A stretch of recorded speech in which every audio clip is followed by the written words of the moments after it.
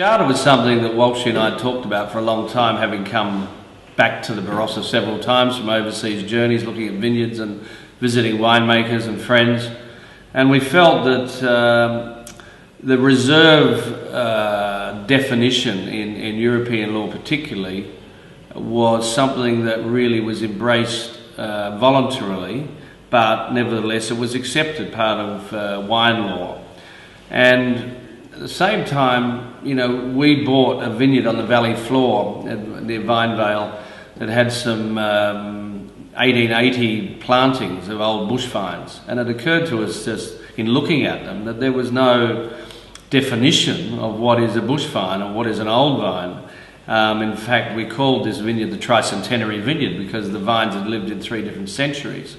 And we felt what a pity it was in this country that, number one, there wasn't a definition. It really hadn't been a discussion topic, so it had the capacity for these viticultural jewels in a way to have their heritage tossed around without there being any framework or any checks and balances.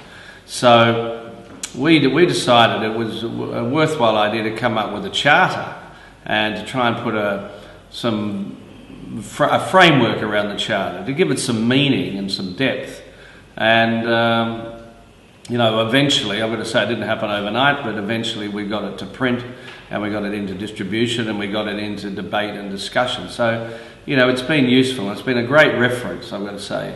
The other thing we felt was very necessary was to encourage people to start a register. Now, of course, all this has got to be voluntary, but in our mind, it's all part of the maturation of a region or Australia as a winemaking country that has got a really good position and a worthy position on the world wine stage. So we chose 35 years as a starting point for an old vine. Then at 70 years, the old vine becomes a survivor. At 100 years, it moves into the centenarian stage, and then at 125 years, we finally have the ancestor.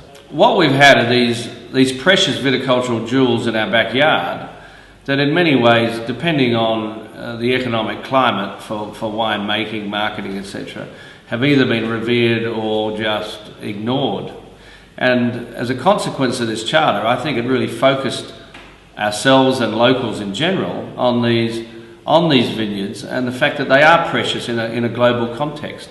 And indeed, you know, we've got an ancient landmass, which is an irony because people keep talking about the New World. Well, you know, Australia, the New World wine, yes, but Australia, New World, no, because we are an ancient landmass and the soil types are tens of millions of years older than many of the most famous wine regions of the world.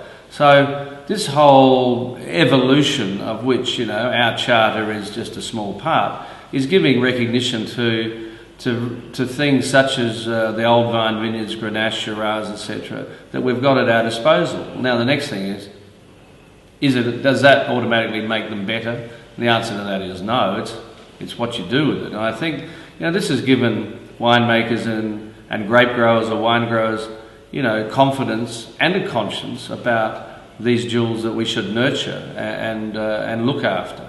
We acknowledge now that whilst old vines aren't necessarily making the greatest wines in the world on a consistent basis, the point is they're making interesting wines. And the vine as a plant balances itself out as its root system drives deeper.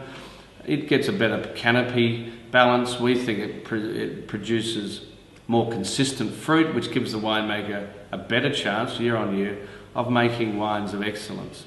The fact is, by variety, by terroir, there are variations, but what you're looking for is a thread of consistency, which is usually typicity of, number one, the variety, number two, the region, and maybe three, the vintage. But of course, in winemaking, there's all sorts of manipulation that can take place, but I think the truth is with old vines, the custodians of those old vines that are making wine from that fruit are letting them develop naturally. So there's no interference these days in the process. It's really a slow, what we call at Yalumba, a slow wine process. And that is just letting it become cerebral, become interesting without necessarily having an outcome in mind when you start the whole process.